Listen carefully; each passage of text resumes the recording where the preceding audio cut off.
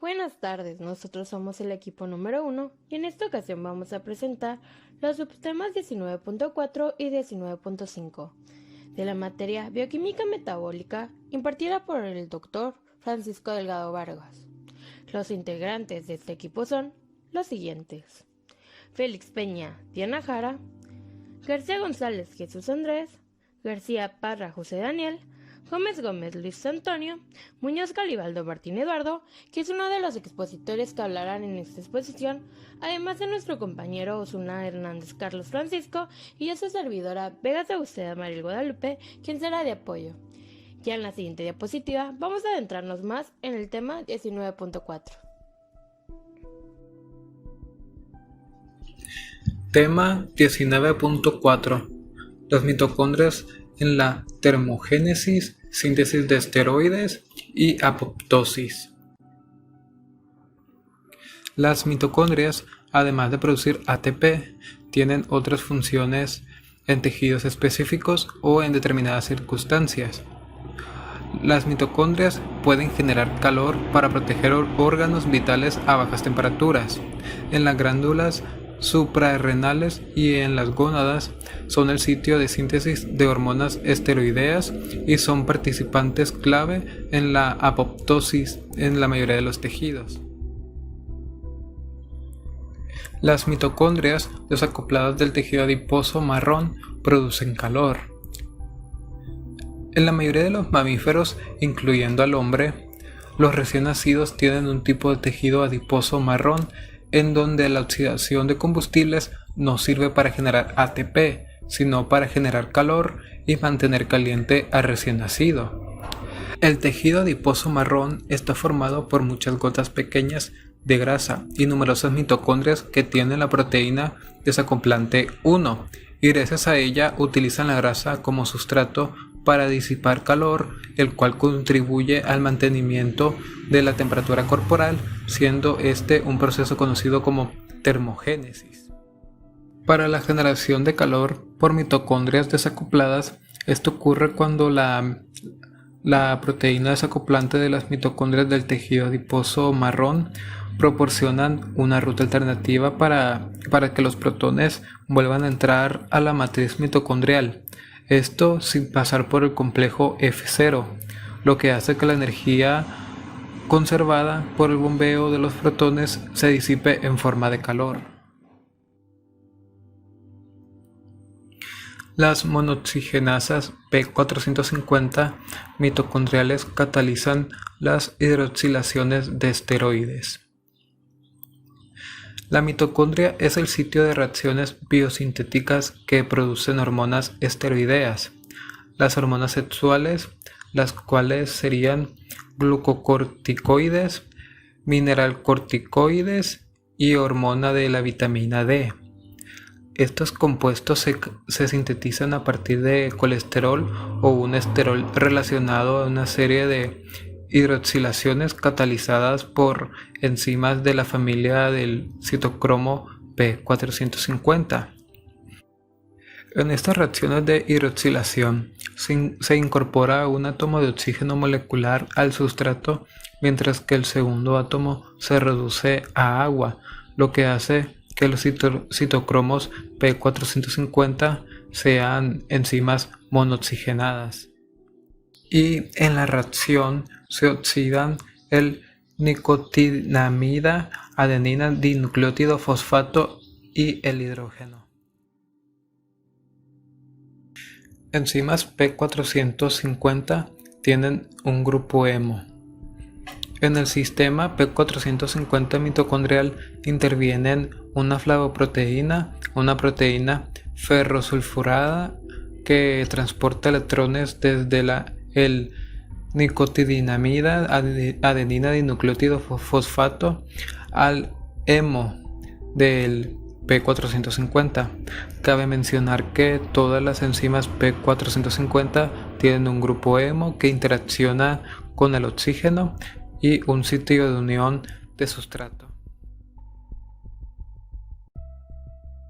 Las mitocondrias son de importancia crucial en el inicio de la apoptosis, muerte celular programada.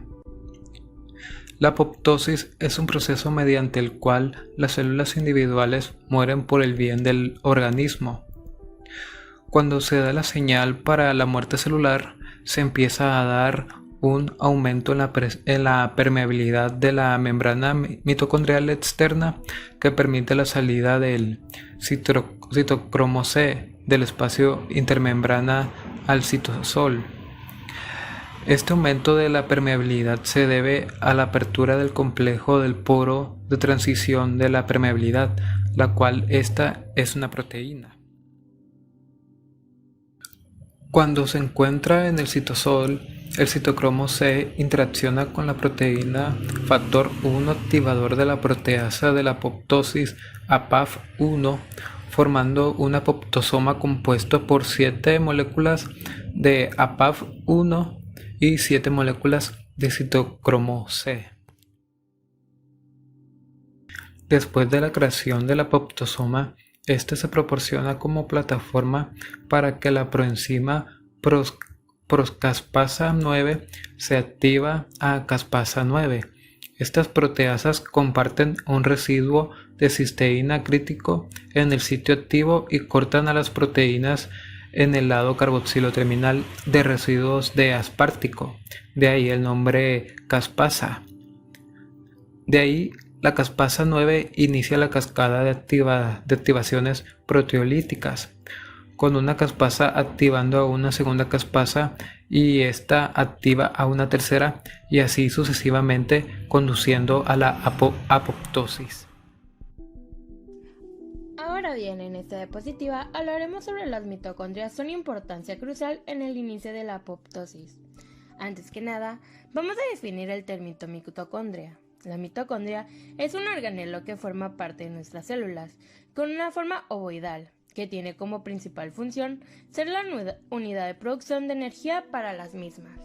Sin embargo, tanto las mitocondrias como sus componentes se pueden encontrar en los espacios que existen entre células, pero no de forma completa o circulando libremente, sino que hacia los fragmentos o dentro de bolsas especiales para comunicación. Las vesículas son el conjunto heterogéneo de estructuras membranosas liberadas por las células. He de mencionar que la mitocondria es un componente celular altamente eficiente en la utilización del oxígeno y de los sustratos principalmente derivados de la glucosa para producir energía que puede aprovechar la célula. Ahora bien, conociendo esto, vamos a adentrarnos en la apoptosis. Básicamente, es el proceso de muerte celular programada por el organismo. ¿Qué quiere decir esto? Cuando las células de nuestro cuerpo al envejecer o presentar un mal funcionamiento deben de ser desechadas, lo cual se hace de forma controlada mediante este proceso. La mitocondria tiene un papel importante en la apoptosis, ya que este organelo se encuentra implicado muy en este proceso, al igual que se encuentran proteínas antiapoptóticas en la mitocondria, de manera que existe una regulación entre la vida y la muerte mediada por ella.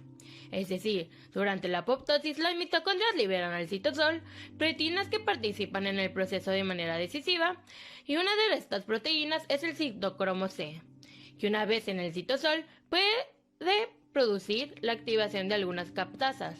La liberación de proteínas de la mitocondria va acompañada de una pérdida de su función como organelo generador de la energía, ya que se afecta en el proceso de transporte electrónico.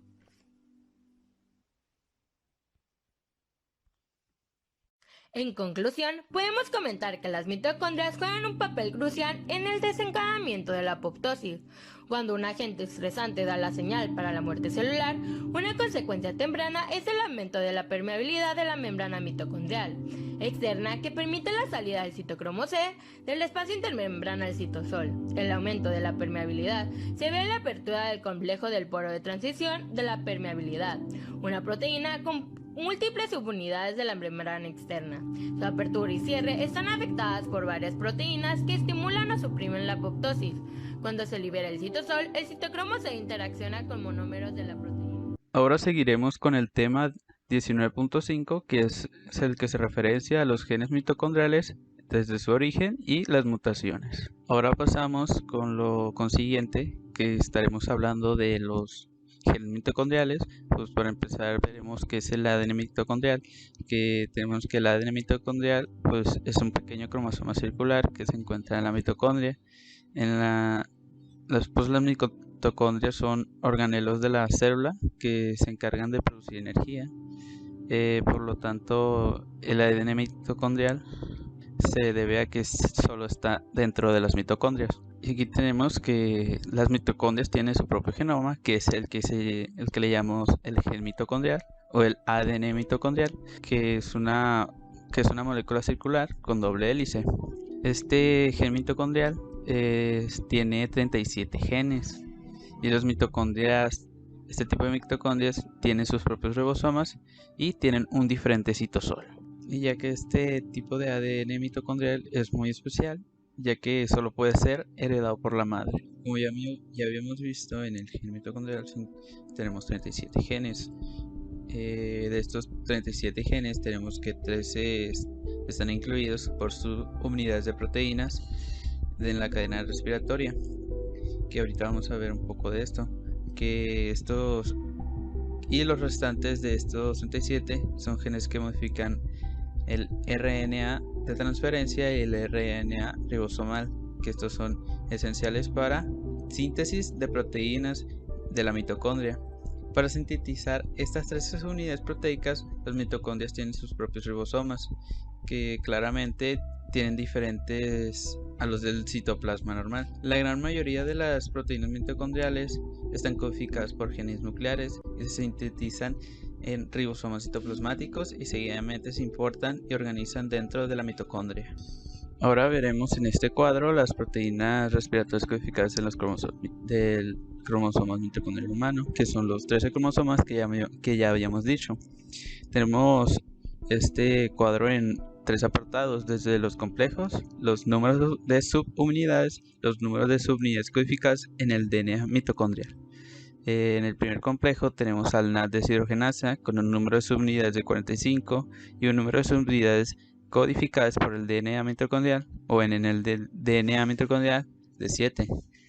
El segundo complejo, el succinato deshidrogenasa, con 4 números de subunidades y 0 subunidades codificadas en el DNA mitocondrial. En el tercer complejo, la ubiquinona de citocromo C, con un número de 11 subunidades y un número de subunidad codificada en el DNA. El complejo 4 del citocromo oxidasa tenemos que este tiene 13 números de subunidades y como números subunidades codificadas en el DNA mitocondrial por el citocromo oxidasa tenemos que es 8. Aquí no se ve, pero es 8. Y el quinto complejo de la PT sintasa tenemos su número de subunidades de 8 y un número de subunidades codificadas por el DNA mitocondrial de 2. Ahora estaremos hablando sobre el siguiente tema, donde tenemos la teoría endosimbiótica, donde estaremos tratando de explicar cómo las mitocondrias evolucionan a partir de este tipo de teoría y a partir de este tipo de células. Aquí la teoría endosimbiótica supone que los primeros organismos capaces del metabolismo aeróbico eran las bacterias y los eucariotas primitivos que vivían anaeróbicamente, donde veremos que las eucariotas que eran primitivas y que vivían anaeróbicamente, que se decía que adquirieron la capacidad de llevar a cabo la fosforilación oxidativa cuando establecieron una relación simbiótica con bacterias que vivían en su citosol, que esto a través de un largo periodo fue evolucionando y trasladando a muchos genes bacterianos al núcleo de la eucariota, así como si fuera un huésped. Las bacterias endosimbióticas, que estas finalmente llevan a cabo una transformación y finalmente en mitocondrias, estas bacterias endosimbióticas finalmente evolucionaron y se transformaron en mitocondrias. Esta hipótesis supone que las bacterias primitivas que vivían libremente pues tenían una maquinaria enzimática que funcionaba por la fosforilación oxidativa, Además predice que sus descendientes bacterianos más modernos han de tener cadenas respiratorias muy similares y que son similares a las eucariotas modernas. Ahora en esta imagen, aquí veremos, aquí tenemos un mapa del DNA mitocondrial humano, en el que nos muestran los genes que codifican proteínas. Como ya habíamos visto los complejos que estamos viendo en la tabla anterior, tenemos aquí el complejo 1, donde decía que era el NAD deshidrogenasa, el citocromo B del complejo 3, las subunidades del citocromo oxidasa del complejo 4 y las dos subunidades de la APT sintasa que ya habíamos visto. Aquí en este diagrama, los colores que vemos aquí corresponden a los de los complejos, como tenemos el rosado al complejo 1, el azul al complejo 3, el complejo 4 al verde. Aquí también se muestran los genes de los RNA ribosómicos y de una serie de RNA de transferencia de específicos de la mitocondria. La especificidad de la mitocondria de los RNA de transferencia está indicada mediamente por códigos de una letra para cada aminoácido. Las flechas indican las posiciones de mutaciones que provocan las neuropatías ópticas y la epilepsia miclónica y las enfermedades de fibras rojas rasgadas. Los números con paréntesis indican la posición de los nucleótidos alterados en este diagrama. El DNA mitocondrial se acumulan las mutaciones a lo largo de la vida del organismo. Aquí tenemos 5 puntos a rescatar, donde tenemos que el primero que estaremos viendo el genoma mitocondrial, que este está sujeto a la máxima exposición de lesiones.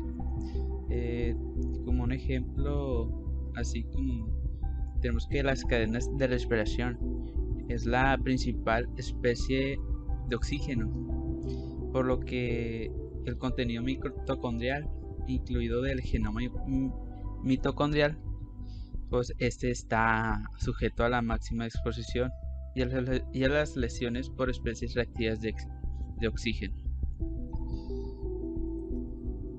Aquí tenemos el otro punto, donde tenemos que el sistema de replicación mitocondrial es menos efectivo que el sistema nuclear en las correcciones de errores producidos durante la replicación, así como en la reparación de las lesiones del DNA. En consecuencia de esto, los defectos del DNA mitocondrial se acumulan a lo largo del tiempo. Una teoría que podríamos para poder explicar esto es la del envejecimiento. Tenemos que el envejecimiento tiene una causa principal, que es la debilitación progresiva de los músculos esqueléticos y del cardíaco. En nuestros otros 3 puntos, se supone que el organismo, en el primer punto, se supone que el organismo hembra produce una lesión en un genoma mitocondrial de la célula germinal, en la que se desarrollan los ovocitos, de modo que la célula germinal la contiene principalmente, por lo que se genera hay un gen mutante. Este en la maduración se divide y repetidamente se replica en la mitocondria defectuosa. Esto nos da un ejemplo como la heteroplasmia de lugar fenotipos mutantes con diversos grados de gravedad. Tendríamos que la heteroplasmia en un genoma mitocondrial, digamos que la célula es fertilizada para que ésta pueda ser duplicada y poder ser reproducida en células diploides. Esta parte de las mitocondrias maternas que se encuentran en la célula contiene el gen mutante, y la distribución de estas células será al azar a las siguientes divisiones celulares. Estas células posteriores tendrán en su mayoría las células mutantes y algunas células normales. Como vimos al principio, las enfermedades mitocondriales siempre serán pasadas. Ahora seguiríamos con el siguiente tema, que es el de algunas mutaciones en los genomas mitocondriales que se referencian principalmente a las enfermedades.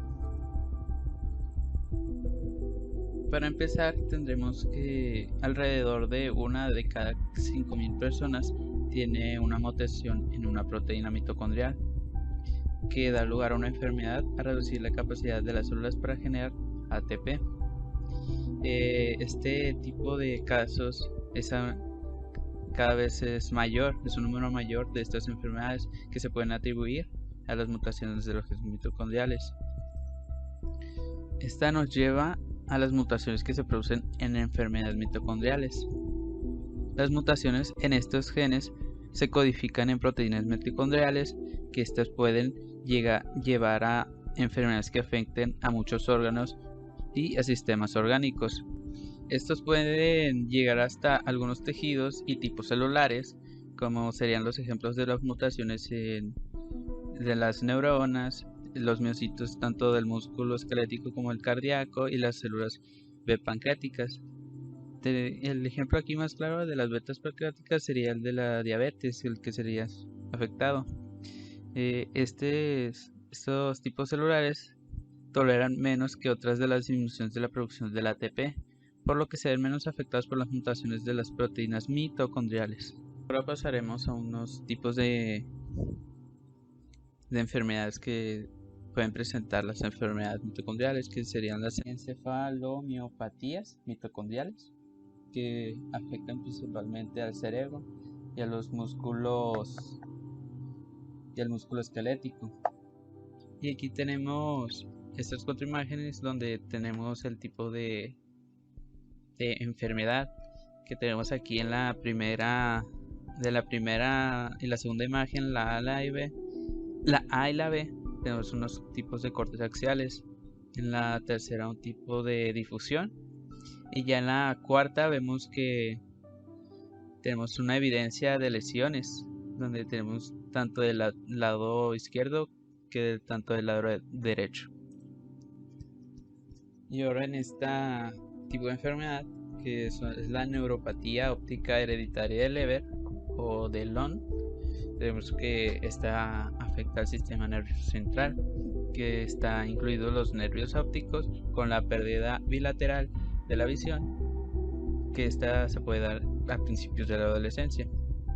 Esta es una enfermedad, como todas las enfermedades de herencia mitocondrial, son de herencia materna, que este tipo de enfermedad es caracterizada por la pérdida subdurada indolora y bilateral, aunque por lo general no siempre de la visión central. Este tipo de enfermedad predomina en hombres, y más en hombres jóvenes, y es causada por las mutaciones puntuales del ADN mitocondrial. Como pueden observar, vamos a hablar o comentar acerca de la enfermedad de la epilepsia mioclínica y de la fibra roja rota, es decir, MERF. Para retomar esta diapositiva, vamos a hablar un poco de lo anterior ya comentado. Como bien saben, en la respiración celular están implicados diferentes complejos multienzimáticos de la cadena de transporte de electrones. Entre ellos están los complejos 1, 3, 4 y 5, están codificados por el de ADN mitocondrial y el resto de subunidades por el ADN nuclear. Por lo tanto, si en el ADN mitocondrial presentan las mutaciones que se dan en el síndrome de MERF, dará lugar a proteínas anómalas que componen estos complejos de la cadena de transporte, cuya eficacia se verá mermada, es decir, bien produciendo una disminución casi total o anulando completamente su función. Es por eso que los tejidos que necesitan un mayor aporte energético serán los primeros en ser destruidos, ya que carecen de una respiración celular. Una vez conociendo esto, la gravedad de las enfermedades mitocondriales afectan principalmente a los niños, pero cada vez se observa con más frecuencia en adultos. Estas ocasionan un mayor daño en las células del cerebro, músculos, aunque también se puede afectar tanto corazón, hígado y riñón, así como los sistemas respiratorios. Dependiendo de qué células resulten afectadas, los sistemas pueden incluir pérdida de control motor, debilidad muscular y dolor de trastornos gastrointestinales, además de enfermedades cardíacas, hepáticas y diabetes. Un ejemplo de ello sería una mutación en el gen mitocondrial que codifica el tRNA específico para la lisina, el cual provoca la enfermedad de la epilepsia bioclínica con fibras rojas rasgadas, que presenta un trastorno de múltiples sistemas que comprenden mioclonias, epilepsia, entre otros, el cual está caracterizada por sacudidas musculares incontrolables. Es el resultado de la producción defectuosa de varias de las proteínas sintetizadas utilizando tRNA mitocondriales, además que presenta una forma anormal. Uno de los síntomas de esta enfermedad serían convulsiones, rigidez muscular y tirones rítmicos, además de poner los ojos en blancos, gritar y si es un niño se puede orinar o defecar. Además no puede responder durante una crisis y se encuentra confundido y adormilado después de ella. La epilepsia mioclínica juvenil se suele tratar con un tratamiento farmacobiólogo. Uno de los medicamentos que recetan comúnmente es el ácido valproico. Defectos en las mitocondrias de las células beta pancreáticas pueden ser causa de diabetes. El mecanismo que suele regular la liberación de insulina de las células beta pancreáticas depende de la concentración de ATP en estas células. Cuando la concentración de glucosa sanguínea es elevada, las células beta captan la glucosa que oxidan mediante la glucólisis y el ciclo de Krebs, aumentando la concentración de ATP por encima del nivel del umbral. Así, cuando la concentración de ATP excede este umbral, se cierra un canal de potasio regulado por ATP de la membrana plasmática, desporalizando la membrana y desencadenando la liberación de insulina. Cuando aumenta la glucosa sanguínea, aumenta la producción de ATP en las células beta. El ATP, al bloquear los canales de potasio, desporaliza la membrana plasmática abriendo los canales de calcio regulados por voltaje. La entrada de calcio resultante desencadena la exocitosis de vesículas secretoras que contienen insulina, así liberándola. Cuando la fosforilación oxidativa es defectuosa en las células beta, la concentración de ATP nunca es suficiente para desencadenar este proceso, con lo que no se libera la insulina, lo cual esto puede producir la diabetes. Ejemplos de esto serían defectos en el gen de la glucoquinasa, el isozima hexoquinasa 4 presente en células beta, da lugar a una rara diabetes llamada MODY2, y también por defectos en los genes del ARN de transferencia en lisina y ARN de transferencia de leucina, lo cual estos impiden la producción mitocondrial de ATP, provocando diabetes mellitus tipo 2.